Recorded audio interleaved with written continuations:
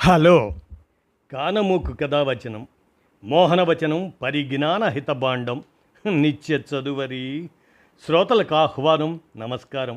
చదవదగునెవరు రాసిన తదుపరి చదివిన వెంటనే మరువక పలువురికి వినిపింపబూనిన అది ఏ పరిజ్ఞాన హితబాండమవుపో మహిళ మోహనవచనమై విరాజిల్లు.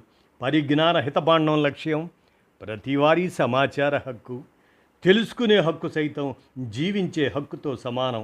ఆ స్ఫూర్తితోనే ఇప్పుడు మీ కానమోకు కథావచనం మోహనవచనం పరిజ్ఞాన హితబాండం మీ కానమోకు స్వరంలో కట్ట మంచి చతురత అనేటువంటి అంశాన్ని మన కానమోకు కథావచన శ్రోతలకు అవగాహన నిమిత్తం ఇప్పుడు వినిపిస్తాను, వినండి.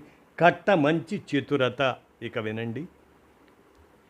కట్టమంచి రామలింగారెడ్డి గారు నెల్లూరు వెళ్తూ కారులో కావలిలో తన బామ్మర్ది ఇంటికి వెళ్ళారు.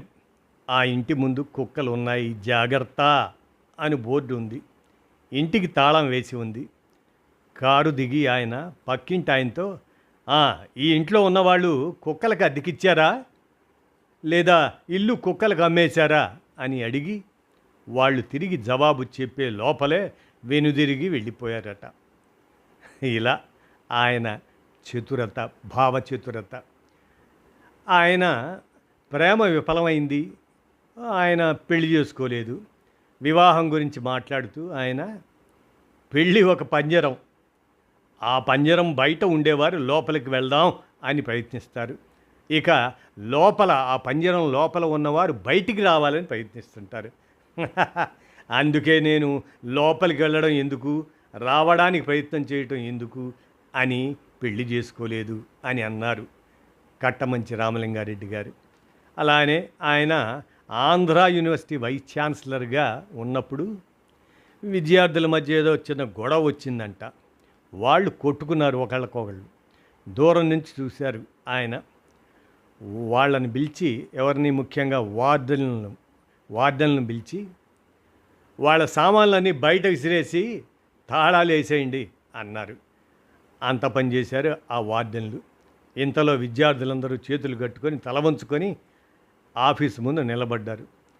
కట్టమంచి వారు బయటకు వచ్చి, మీ తలకు నూనె, ఒంటికి సబ్బు, పండుకోవటానికి పరుపు, భోజనం, టిఫిను, ప్యాకెట్ మనీ ఇంత ఇచ్చి చదువుకోండిరా అని ప్రభుత్వం చెబితే మీరు కొట్టుకుంటున్నారు.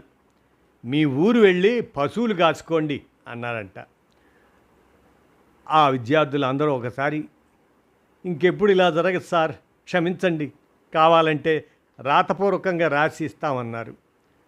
అంతటి చతురత, ధైర్యం ఉన్న మనిషి కట్టమంచివారు. ఇలా కట్టమంచివారి కథలు చాలా ఉంటాయి, సందర్భోచితంగా మనం చెప్పుకోవచ్చు. ఇప్పటికైతే ఇది కట్ట మంచి చతురత అనేటువంటి అంశాన్ని మన కానమోకు కథావచన శ్రోతలకు అవగాహన నిమిత్తం వినిపించాను. విన్నారుగా, ధన్యవాదాలు.